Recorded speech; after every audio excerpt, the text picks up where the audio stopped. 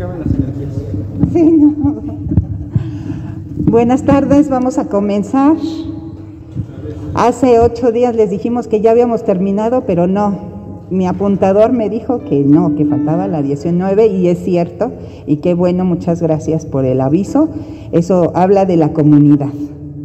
Así que vamos a empezar el día de hoy en el nombre del Padre y del Hijo y del Espíritu Santo. Amén. Padre de amor, te damos gracias por esta tarde en que culminamos este curso de iniciación a la Biblia. Ayúdanos a hacer Biblias vivas que hablen de tu palabra, de tu amor y sobre todo que vivan la realidad de tu reino. Te ponemos en tus manos a nuestro expositor, la Eucaristía, para que inunde en nosotros el amor de vivir cada vez como mejores cristianos. Padre nuestro que estás en el cielo, santificado sea tu nombre. Venga a nosotros tu reino, hágase tu voluntad en la tierra como en el cielo. Danos hoy nuestro pan de cada día. Perdona nuestras ofensas, como también nosotros perdonamos a los que nos ofenden. No nos dejes caer en tentación y líbranos del mal. Amén. En el nombre del Padre, del Hijo y del Espíritu Santo. Amén. Todo suyo. Gracias. Muy buenas tardes a cada uno de ustedes. Vamos a continuar con el cubrebocas, acuérdense que es necesario. Yo me lo voy a retirar, no por rebeldía, sino para que me puedan entender, ¿de acuerdo? Pero sí les pido que todos cubrebocas. Agradezco el tiempo y la paciencia, les pido que nos vayamos directamente a donde inicia el temario número 19 o tema número 19 de nuestro manual. Recordando que como antecedente, la semana pasada vieron el ejercicio de la Lectio Divina. No voy a redundar, simplemente sintetizo. La Lectio Divina se reduce a lo siguiente: leo el texto para responder las siguientes preguntas en mi vida espiritual. Al leer el texto a la luz de la fe, tendré que responder a lo siguiente: ¿qué dice el texto? Segundo, ¿qué me dice el texto? Tercero, ¿cómo lo aplico? ¿De acuerdo? Palabras más, palabras menos. Gerardo se los explicó con toda claridad, pero es necesario que quede muy concretizado este ejercicio.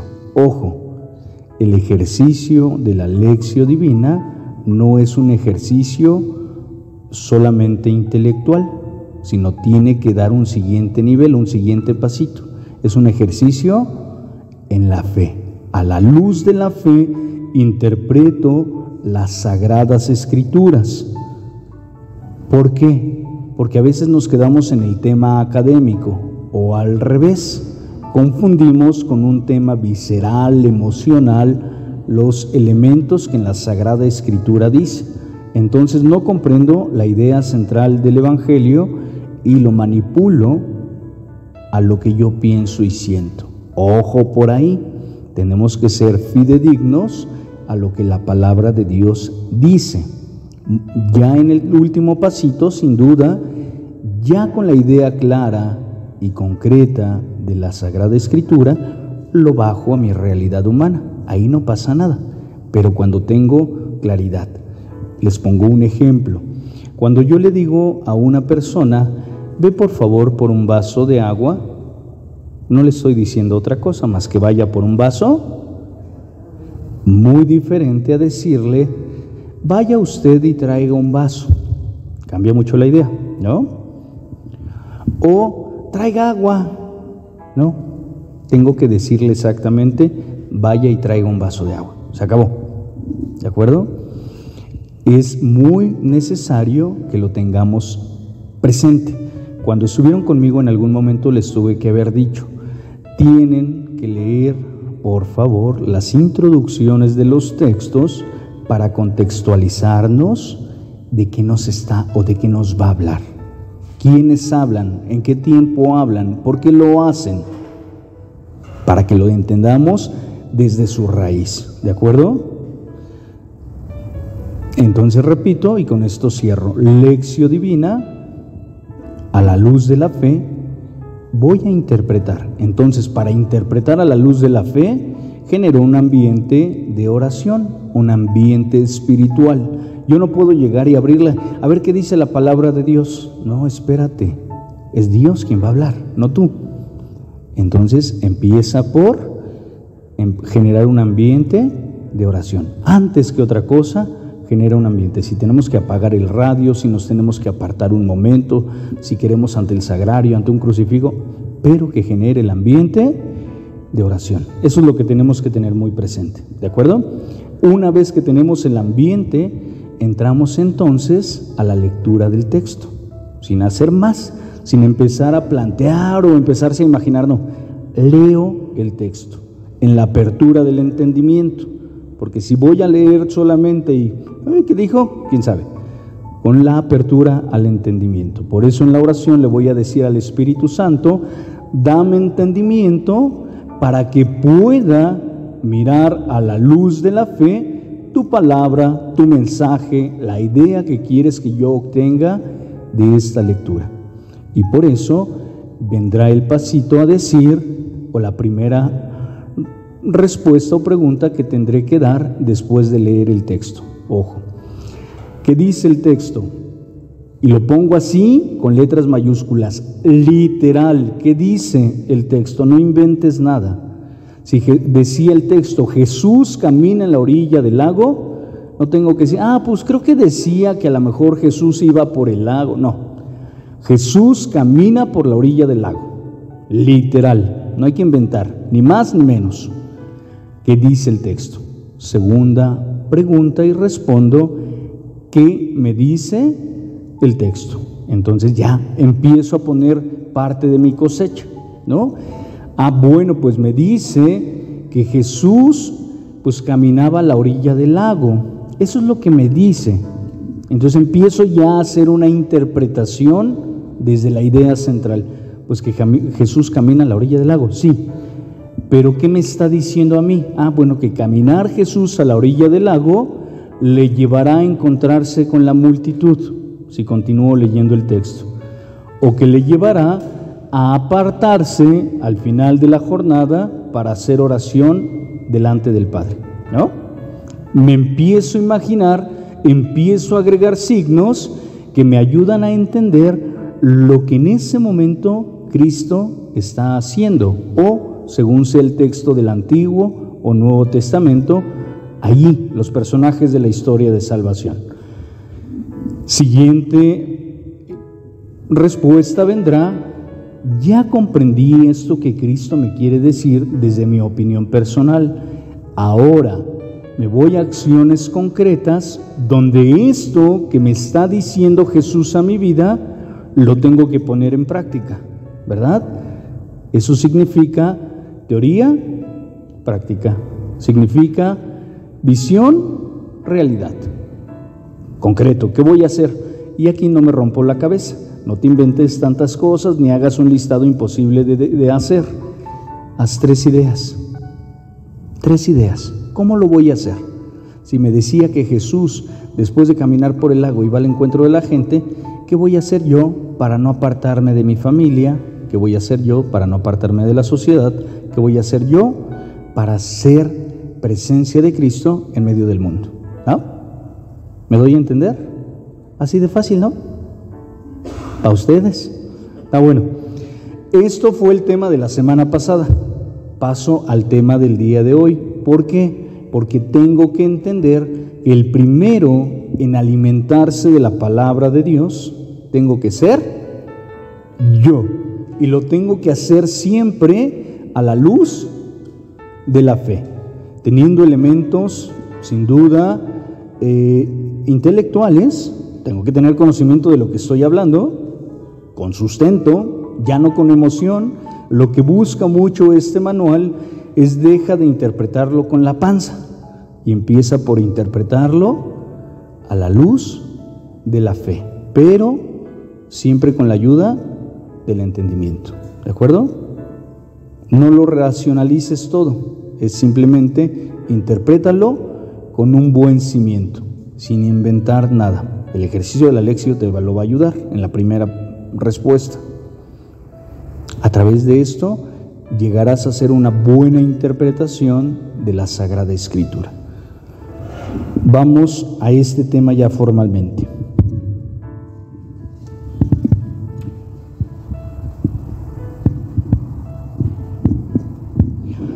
Es importante que comprendamos que uno de los alimentos que tienen que nutrir la vida de la iglesia, el motor, el pilar, el cimiento de la vida de la iglesia, es la palabra de Dios.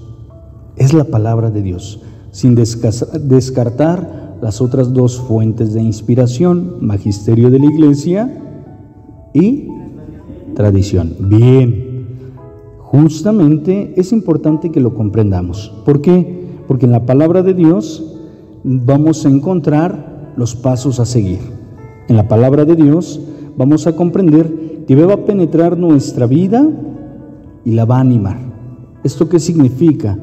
La palabra de Dios no tiene que ser para ti un lenguaje extraño, sino tiene que ser familiar, tendría que ser cotidiano. Quiero ser discípulo de Jesús, me alimento de Él. ¿Dónde está su alimento? Pues en la palabra de Dios, en la voluntad del Padre. Esto lo vamos a comprender en el siguiente manual. Y es importante que así lo comprendamos. Lo que revitalice constantemente tu respuesta a Dios tiene que ser a la luz de la palabra. ¿Vamos bien hasta aquí? Muy bien. Estoy en la página 117. Les pido que no se rompan las cabezas ahorita. Si tenemos dudas, lo podemos hacer al final.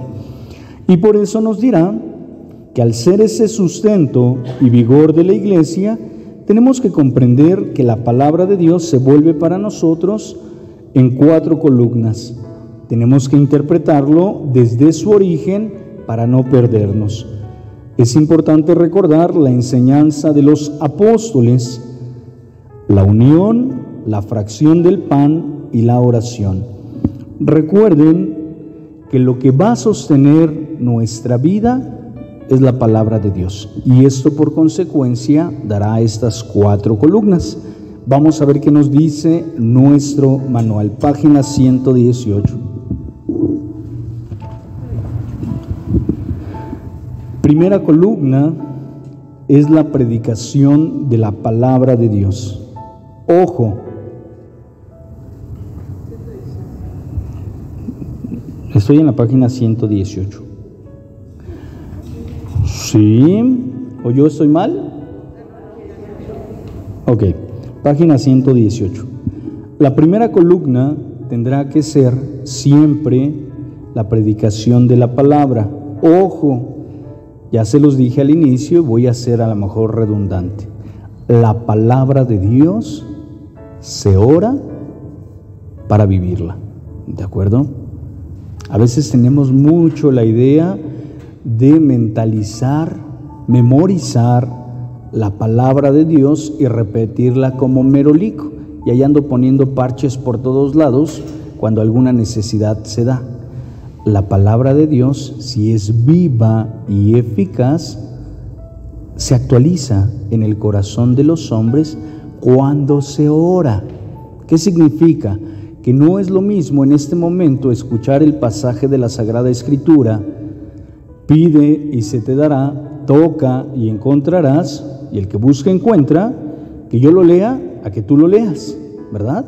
Porque el mensaje, aunque la idea es la misma, quizá te dirá algo diferente a ti que a mí, ¿de acuerdo? Es importante orarla para que dejemos que el Espíritu de Dios sea propiamente el que hable a los discípulos de Jesús, el que hable a la gente a través de tu persona, ¿de acuerdo? Es importante considerarlo, y esto incluye, y no tengo ministros ordenados, pero se los digo, incluye ministros ordenados como ustedes mismos, agentes de evangelización.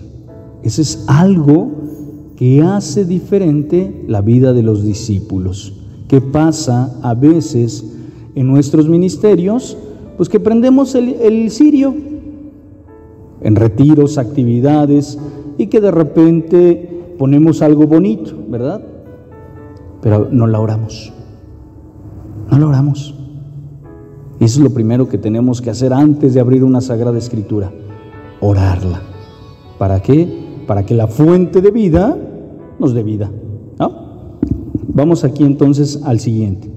Una vez que ya oré la palabra de Dios, una vez que ya la medité, que ya la puse en práctica primero yo, de primera persona para pasarla a segunda persona o a tercera, es necesario que la comprenda yo mismo, ¿de acuerdo?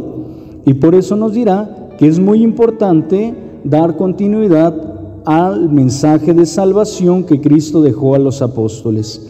De ahí vendrá el anuncio del querigma, donde Jesús nos hace mensajeros para anunciar la buena noticia, la venida del reino de Dios.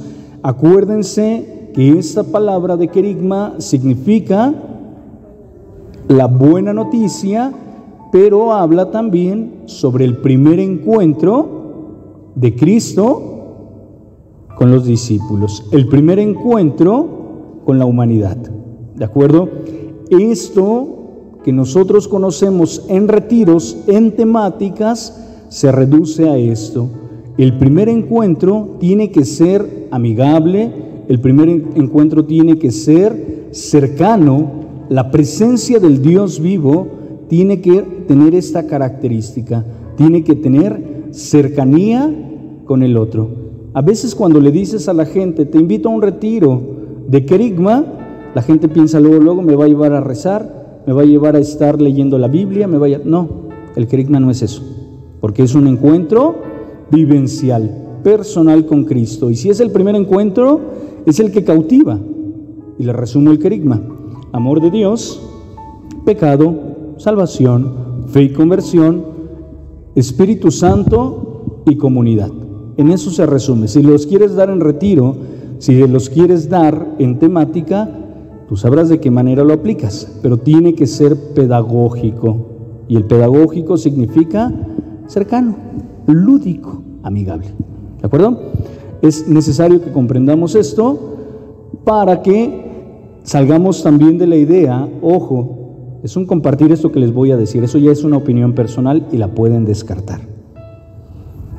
Ojalá que ustedes, agentes de evangelización, no se estanquen a estar siempre viviendo un retiro de querigma. Lo tuvieron que haber vivido en un principio, fue el primer encuentro, pero no nos podemos quedar en el ABC, en el kinder, cuando en el caminar, en el conocimiento, tenemos que exigirnos a conocer y a profundizar con mayor seriedad la presencia de Dios en nuestra vida.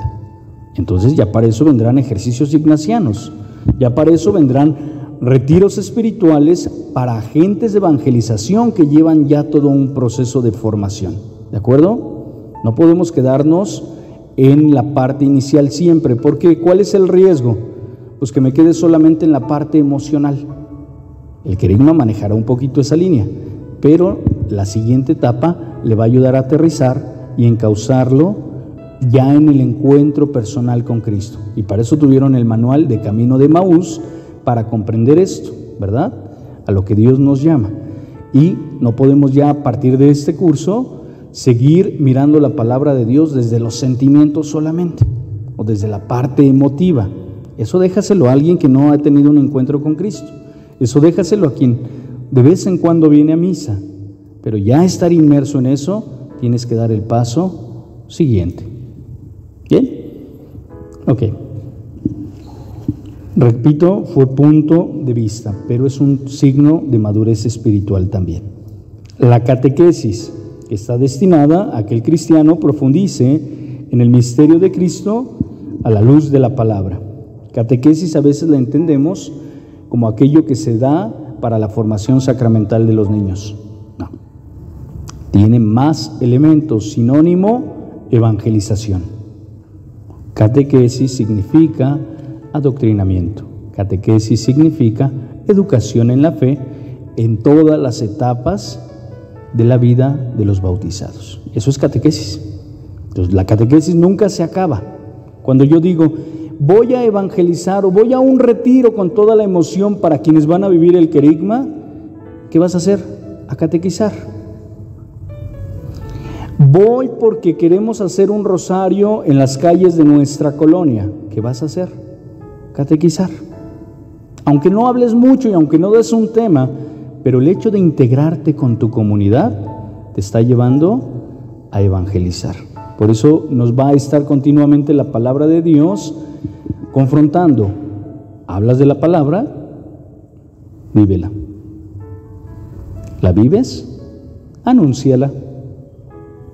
Esto tiene que estar continuamente en el interior de aquel que tiene el alimento que Cristo da para construir su reino.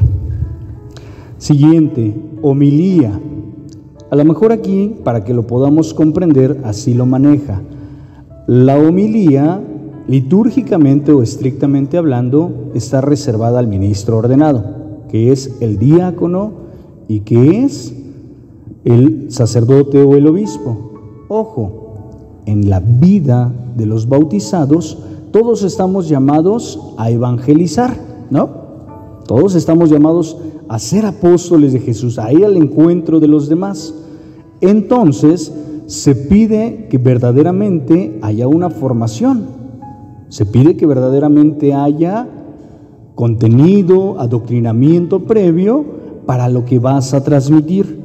Cuando no tenemos una doctrina de fe clara, vamos más que ayudar, podemos confundir. Es parte de los riesgos en la evangelización. Si no tienes claro un tema, aparte de que a veces se nota cuando no se prepara el tema, por eso les animo que cuando se paren a dar un tema, lo preparen y no le tengan miedo. El Espíritu Santo los va a acompañar, pero hay que prepararlo. No puedo pararme ahí a decirles cualquier burrada, ¿no? Es necesario prepararse. ¿Para qué? Para que al vivir una doctrina de fe sana, ayudemos a vivir al pueblo santo de Dios, a vivir santamente su doctrina de fe, sin andar inventando cosas de que si llegas ante el Santísimo tienes que hacer 3 reverencias, o que te tienen que poner la llave del sagrario en la lengua, ¿no? Lo hay. Mezcla 7 aguas benditas. Tristemente debo de decírselos que a veces se da en gente que tiene muchos años ya en la formación, que ya son ministros de alguna cuestión en las parroquias, y no solo parroquiales, sino a veces hasta arquidiocesanos, y traen estas distorsiones. ¿Por qué? Porque no hay claridad en la vida doctrinal. Es necesario tenerlo siempre presente. ¿Vamos bien? Dejen de dormir. Si no lo aprovechan, es cuestión de ustedes, ¿eh? Entonces, homilía, ponemos un sinónimo, reflexión.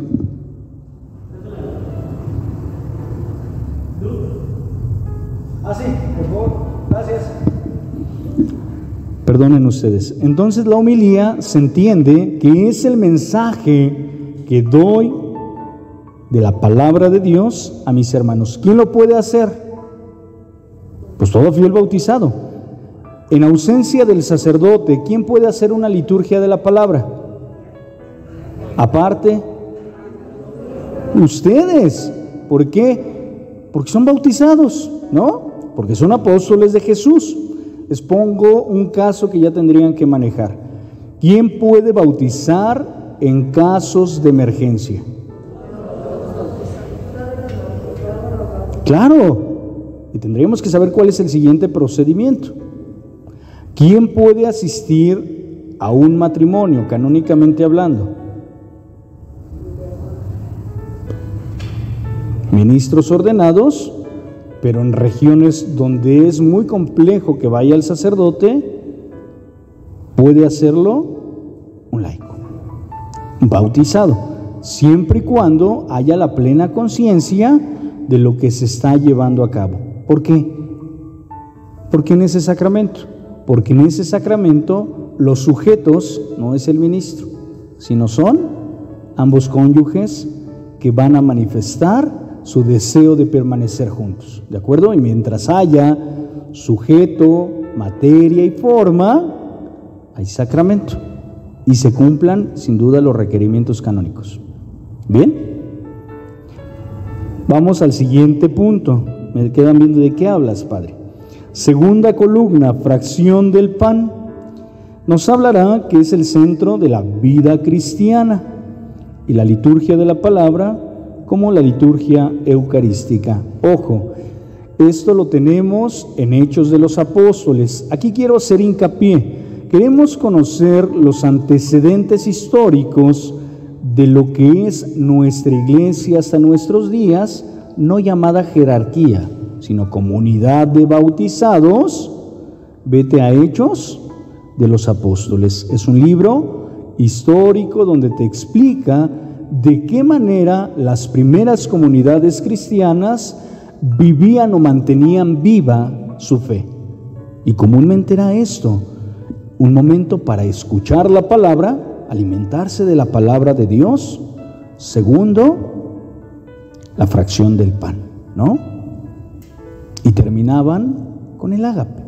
Esto era propiamente lo que se vivía en los primeros siglos de la era cristiana. Es importante hoy en día comprender que el alimento por excelencia que Cristo da, no solo para hacerle comprender a sus hijos, a sus hermanos, que Él está con nosotros, sino que nos acompaña en nuestro ser bautizado, que nos acompaña en nuestra misión como hijos de Dios, es en el momento de la fracción del pan. Por eso la cita bíblica que está en el manual empieza con el camino de Maús, ¿verdad? ¿Cómo le reconocieron? Al partir el pan, porque justamente Jesús en la última cena les recordó y les pidió, les anunció que tuvieran siempre presente el memorial de su pasión. ¿De acuerdo? ¿Cómo le van a recordar a Jesús? Con estas palabras: tomen y coman todos de él, porque esto es mi cuerpo que se entrega por ustedes. Esto es mi cuerpo. ¿Qué les está diciendo? Les anuncio la manera en que voy a morir. Les anuncio la manera en que voy a dar la vida por ustedes. Pero mientras ustedes se alimenten de este pan, permanecerán en mi amor, ¿no? Tomen y beban todos de él, porque esta es mi sangre que será derramada por ustedes y por muchos para el perdón de los pecados. La sangre que se derramará en la cruz para salvación de la humanidad. Creo que eso está más que entendido. Esto que Cristo está haciendo en la última cena, quizá no lo logran entender todavía los discípulos, lo comprenderán posterior a su resurrección. Por eso le llaman hechos pospascuales. Pero es importante comprenderlo porque Cristo está diciendo: así voy a morir por ustedes, pero este sacrificio que voy a hacer por ustedes será único y definitivo. Es importante que entonces, cuando ustedes se encuentren, recuerden que al actualizar el memorial, esto que acabo de hacer con ustedes, sabrán que yo estoy con ustedes. Entenderemos: donde haya dos o más en mi nombre, otras palabras de Pentecostés. Vamos a esta parte que nos dice: yo estaré con ustedes hasta el final. Esto lo van a ir hilando los apóstoles de Jesús para comprender que entonces cada que se reúnan para alimentarse de la palabra de Dios, para la fracción del pan, Cristo estará presente. Por eso, cada que nos reunimos para celebrar la Eucaristía, estamos recordando el memorial de su pasión. Es decir, estamos recordando justamente ese momento que Cristo tuvo con sus apóstoles, ese momento de intimidad, de cercanía, de amistad, porque no lo compartió con cualquiera, lo compartió con los que más amaba. Y esto mismo Cristo lo hace en la Eucaristía. Por eso cuando vamos a la celebración, vamos a un encuentro de amistad, de fraternidad, de amor con Cristo mismo. Y se nos invita a disfrutar de la actualización del misterio de Cristo, de eso que dejó a sus apóstoles y que con nosotros se mantiene vigente cada que lo celebramos como hijos de Dios. ¿Bien? Dejen de dormir, ya vamos. Y por eso nos dirá que el sacramento por excelencia que nutrirá nuestra fe después de escucharla y que nos dará vitalidad para anunciar la palabra de Dios, vivirla y anunciarla, será la Eucaristía, sacramento que da vida a la vida de la Iglesia. Y es necesario que cuidemos este sacramento. Tercera columna, perdonen ustedes. La oración, tercera columna, y número 4, tercera columna. Liturgia de las horas y lección divina, que ocupan un lugar. ¿Por qué? Porque abren al creyente un tesoro de la palabra de Dios y conducen al encuentro con Cristo. Cada que yo me meto a rumear, a profundizar, a escudriñar, llámenle como quieran, o a reflexionar la palabra de Dios, es esto, es encontrar el tesoro que Dios tiene para mi vida, que Dios tiene para la vida de los demás. Es importante que lo tengamos así. Y si entendemos esto, vamos a comprender ya en la vida práctica lo que esto implica. Lección divina, sin repetir lo que dije al inicio y de lo que ya vieron hace 8 días, entenderán que nos invita a nosotros como discípulos y apóstoles de Jesús a vivir en nuestra vida la enseñanza de la palabra de Dios, ¿no? Para poderla después anunciar. Liturgia de las horas es la oración que comúnmente escuchamos que hacen todos los consagrados y consagradas, sacerdotes, religiosas, pero ojo, esta oración no es exclusiva de los consagrados, sino tendría que ser de todos los bautizados. ¿Por qué liturgia de las horas? ¿Conocen alguna liturgia de las horas? ¿La han visto? Es un manualito, es un breviario, esto en físico, pero la liturgia de las horas tiene una finalidad de fondo. Antes de empezarla a rezar, me une a mí como bautizado con mi familia de bautizados en todo el mundo, une a la iglesia en todo el mundo, ¿de acuerdo? Cuando yo me siento a rezar laudes o maitines, si lo quieren empezar desde la madrugada, maitines, laudes, no lo anoten, tercia, sexta, nona, vísperas y luego completas, significa que en algún lugar del mundo, de acuerdo a sus horarios, alguien también está rezando esta misma oración. Es con el calendario litúrgico, a manera de que siempre se reza de acuerdo a ese calendario litúrgico. Tampoco tengo que abrirla y empezar a rezar nada más. Es decir, es una oración universal que me une en la misma fe con todos los católicos del mundo.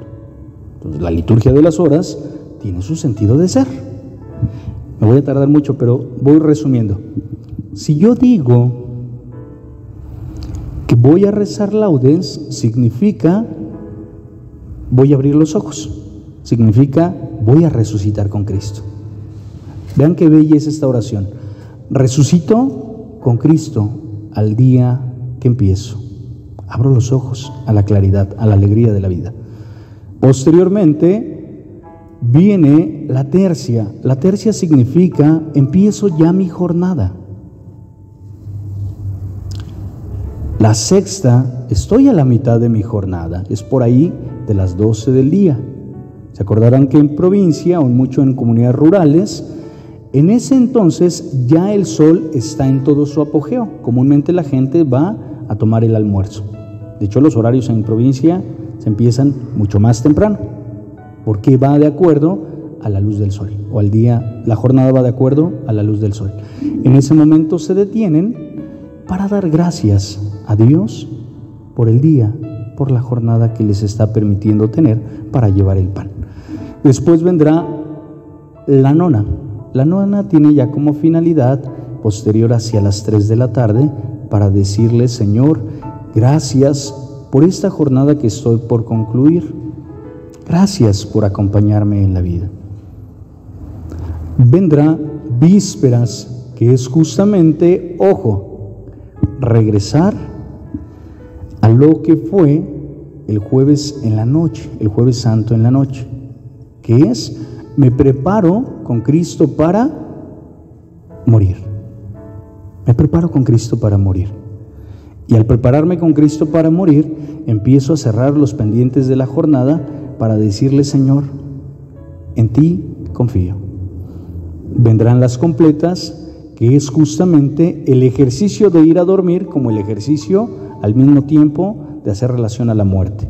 Señor, muero en ti, muero contigo.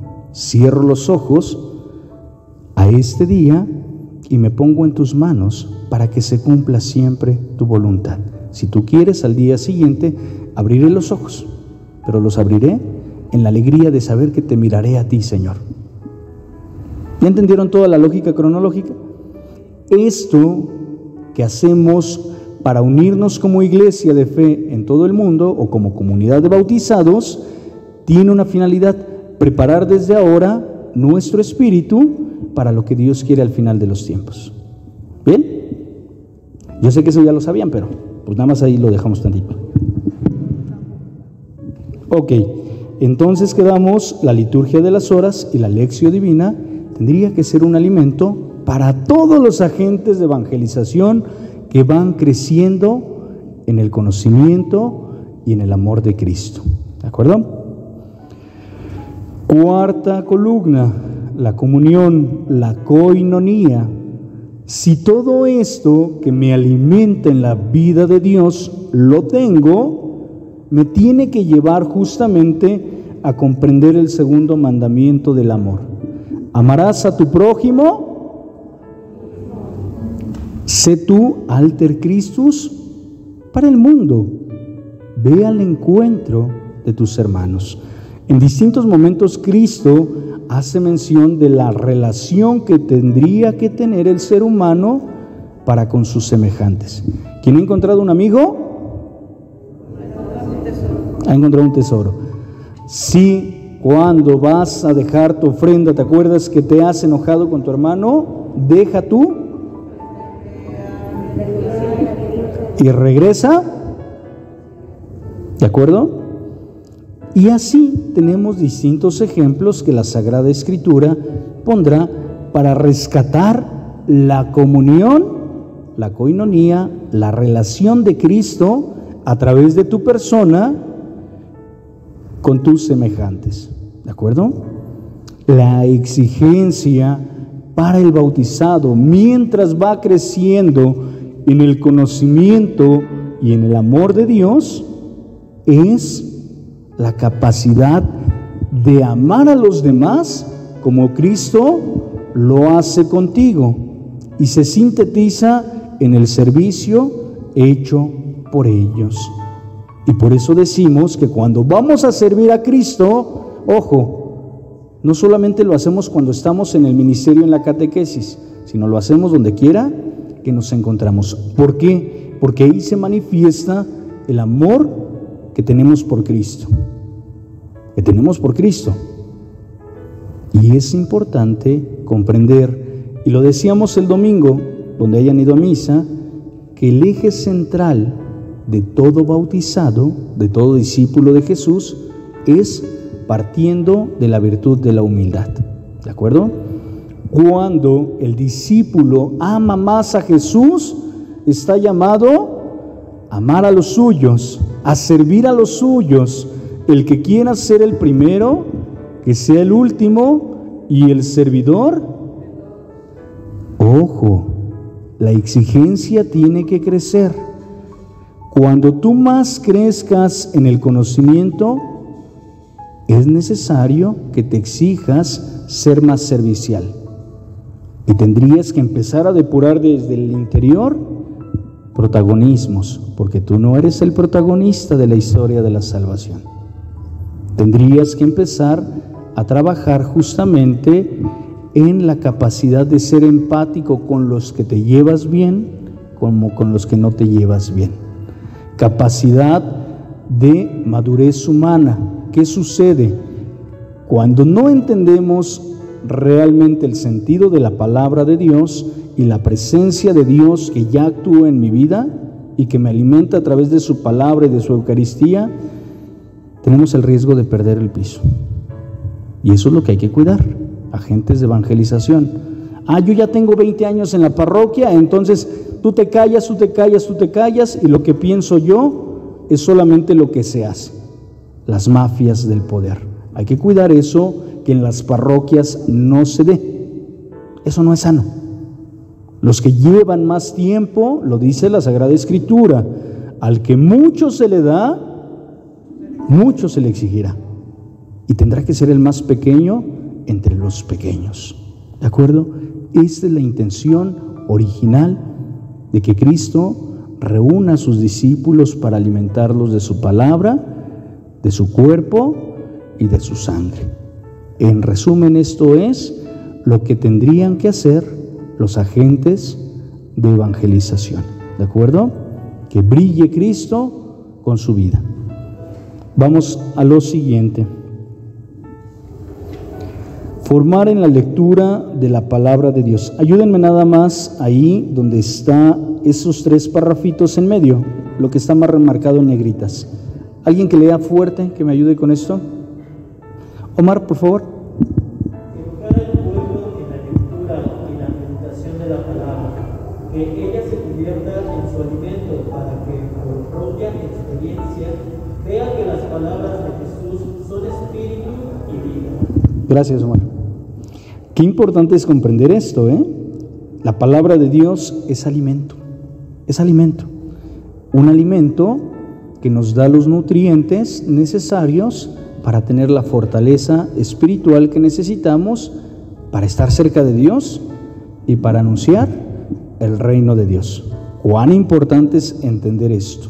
Es un alimento básico, de tu canasta básica espiritual, si así lo quieres ver. Ya lo decíamos, Sagradas Escrituras. ¿Cuáles son los otros alimentos básicos? Magisterio y tradición. Alimentos. ¿Qué haces? Si te pongo un ejemplo de la vida cotidiana en casa. Normalmente cuando puedes, tratas de comer lo más sano posible, ¿no? Para que tu cuerpo tenga un equilibrio, no se enferme, en la medida que podemos. Aunque las garnachas estén buenas. Pero justamente así tiene que ser en la vida espiritual. Estos nutrientes te ayudarán sin duda a tener un verdadero encuentro con Cristo, que te ayudará a vivir en plenitud tu fe cristiana y ayudará a crecer a otros en la misma. Pero es importante que lo comprendan, para ir depurando de nuestra vida a veces cosas que más que nos ayuden a crecer con Cristo, nos alejan de Él. ¿Qué sucedió cuando no tenemos comunidad, o qué sucede cuando no tenemos una comunidad formada o agentes de evangelización? Pues que distorsionamos las cosas. ¿Qué sucedió con el tema de la comunión en la mano?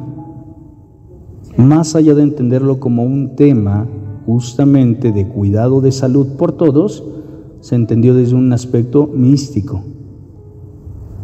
Comúnmente, cuando un agente de evangelización no tiene las bases esenciales en su vida, va a confundir. Y eso es lo que nos pide el magisterio de la Iglesia. Lleva a los demás a Cristo con la palabra de Dios.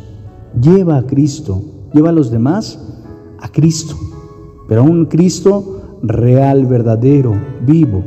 Si no, de lo contrario, le hacemos a la gente cargas pesadas. Y tenemos los escribas y fariseos, ¿de acuerdo? Entonces, creo que esto está más que entendido. Voy a concluir para que, si hay alguna duda, aunque nos va a quedar poquito tiempo, la animación bíblica de la pastoral parte de los elementos de la vida de una comunidad parroquial tiene que ser siempre como fundamento la palabra de Dios. La palabra de Dios. No se podría entender un grupo parroquial o ministerio que diga, yo voy a evangelizar, pero no sea capaz de ir a misa, que no sea capaz de seguir conociendo y profundizando. Ojo, hay quien dice, ya leí la Biblia 3 veces del derecho al revés, sí, pero ese no es el método para alcanzar o reconocer los signos de los tiempos. La palabra de Dios continuamente se va actualizando y no siempre te va a decir lo mismo. Es necesario que te estés alimentando continuamente de la Sagrada Escritura. ¿Bases ya las tienes? Sí. A lo mejor las más básicas y a lo mejor te quedaron lagunas en este curso. Con mayor razón, ponte un reto de seguir profundizando más en el conocimiento de Dios. Puede ser a través de un diplomado, puede ser a través de un curso, puede ser a través de alguna catequesis, como tú quieras, pero nunca te quedes, y se los voy a decir como se los digo, con lo que te dice el Padre. Te vas a quedar pobre. Profundiza, conoce, escudriña, rumea más las Sagradas Escrituras.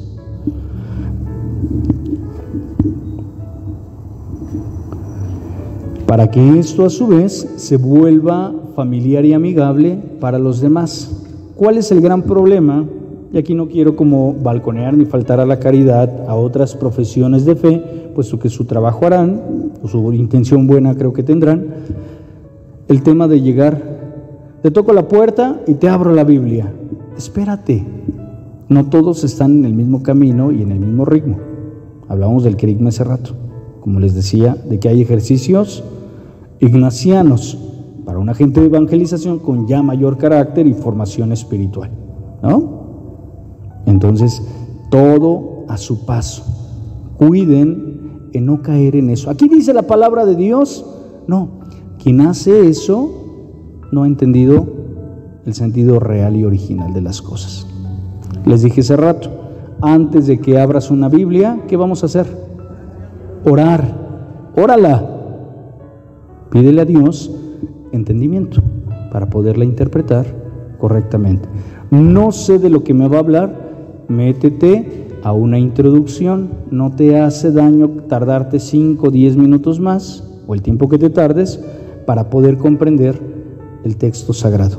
Porque no todos los textos sagrados son históricos, se los tuvieron que haber dicho en su momento, ¿no? Algunos son relatos. Algunos son históricos. De acuerdo a la literatura, es como se va a interpretar. Es más, si esto no lo supieras, métete a una introducción, por favor, y ahí te va a decir el género literario del que te está hablando. ¿En qué tiempo fue escrito?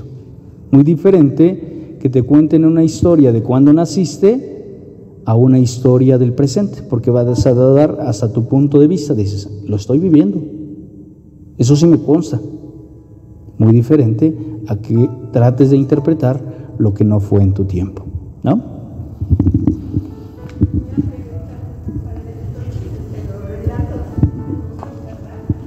Sí son verdad. Recuerden que todos los textos sagrados fueron escritos por inspiración divina. ¿Qué significa? Que en algún momento Dios lo manifestó para que el ser humano pudiera comprender justamente la cercanía de Él para con su creación, para con sus hijos. Y por eso tenemos uno de ellos, Génesis, ¿no? Para poder comprender la cercanía, el amor que Dios tiene sobre sus criaturas. Y hablo no solo ser humano, sino toda la creación misma. Fue escrito en un tiempo, en un momento particular, por momentos especiales. Dense una oportunidad siempre de irse a las introducciones. Sí, todo es importante y por eso les tuvieron, creo que el día que vino Patti, la licenciada, les tuvo que haber dicho los libros deuterocanónicos que son reconocidos por la Iglesia y que la Sagrada Escritura reconoce, y que por eso entendemos que hay tantos del Antiguo Testamento como hay tantos libros del Nuevo Testamento, todos escritos en distinto tiempo y momento pero con la misma finalidad, narrarnos la historia de salvación del ser humano, o que Dios ha manifestado por el ser humano. Espero haber respondido esto. Paso al último, ya me callo porque ya el padre que va a presidir ya está allá. Dimensión bíblica de la catequesis. ¿Qué va a hacer con nosotros? Está en el último párrafo. Va a propiciar un acercamiento a las Escrituras en la fe y en la tradición de la Iglesia. ¿Por qué? Porque esto te va a dar una identidad como bautizados. ¿Qué significa? Que lo que Dios hizo en el Antiguo Testamento tiene la misma finalidad de lo que quiere hacer contigo en este momento de nuestra vida, y lo hará con las futuras generaciones. Significa que nada camina separado, sino todo va encauzado hacia la misma historia de salvación, hacia el mismo camino de redención que Dios tiene para cada uno de sus hijos. Y por eso buscará la palabra de Dios, es palabra viva, comunicará, ahí está en el último parrafito, de manera vital la historia de la salvación y los contenidos de fe de la propia Iglesia. Voy concluyendo con lo siguiente. Para tu vida personal, no olvides que cuando abras una Sagrada Escritura, primero, órala. Segundo, medítala. Y tercero, vívela. Y cuarto, compártela. La palabra de Dios es viva, por eso le llama así, viva. No está muerta. No es algo que andas viendo dónde la vas a pegar, sino es algo directo para ti. Les pongo el ejemplo de la cola del burro. Pégale la cola al burro. De repente que les ponen la venda, perdón por poner este juego, este ejemplo, que les vendan los ojos para andar buscando a ver a dónde la van a colocar. ¿No? La palabra de Dios no es así. La palabra de Dios es personal. La palabra de Dios es viva y es eficaz cuando la sé aplicar directamente a mí. Antes que le digas a los demás, la palabra de Dios aquí dice esto, empieza por ver si ya lo reflejaste en tu vida. ¿De acuerdo? Concluyo con una opinión personal que no tiene que ser así para ustedes, es simplemente una opinión y que esa la podemos descartar. La palabra de Dios fue hecha para dar vida y no muerte. Y muerte les pongo entre paréntesis para pelearnos con los demás, católicos o no católicos, para generar una barrera entre la humanidad, tu familia o no familia, para menospreciar a los demás. Para eso no fue hecho. La palabra de Dios es para unificarnos, para construir el reino, no para ser una herramienta o una espada que corte cabezas. ¿De acuerdo? Esto tendría que ser tu ABC para la evangelización. Para la evangelización. Así que lo primero que metas a tu morral antes de irte a la evangelización tendría que ser eso, la Sagrada Escritura, tu primer nutriente. Tu segundo nutriente tendrá que ser tu vida sacramental. Vivir la vida sacramental realmente y en plenitud. Tercero, la voluntad de dejar que Dios realmente se incruste en tu propia vida. Esa es la intención de la palabra de Dios, porque si genera vida en ti, tú vas a generar vida en los demás. ¿De acuerdo? Por mi parte sería todo. Ya el tema 20, eso se los dejo, les van a hablar del tema, pero se los dejo para que lo profundicen. Ya no hay más que develar, es la tarea que a ti te toca. Ahora ir y compartir lo que Dios pone en tus manos. ¿De acuerdo? Muy bien. No cerramos la oración, puesto que nos vamos a misa para concluir este curso. Estrellita les dará los pormenores acabando la misa.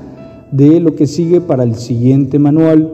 Sí sugiero que para el siguiente manual, abiertos, no se duerman en las sesiones, pero abiertos al Espíritu.